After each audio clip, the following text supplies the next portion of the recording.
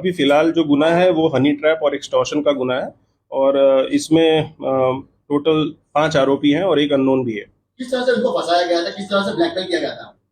इनको blackmail phone के through और इंस्टाग्राम अकाउंट के थ्रू किया गया था और आगे की डिटेल्स जो है हम कोर्ट के साथ शेयर कितने की खंडनी मांगी थी उसने? टोटल जो खंडनी मांगी थी इसका रकम अभी हम डिस्क्लोज नहीं। ધરપકડ કરવામાં આવી છે। કીર્તિ પટેલ પોલીસ સ્ટેશનની સીડીઓ તો એ રીતે હસતા હસતા ચડે છે જાણે કે કોઈ મહાન કાર્ય કર્યું હોય। રૂપિયા 2 કરોડની ખંડણીના કેસમાં અમદાવાદના સરખેજમાંથી સ્થાનિક પોલીસની મદદથી કીર્તિ પટેલની ધરપકડ થઈ છે।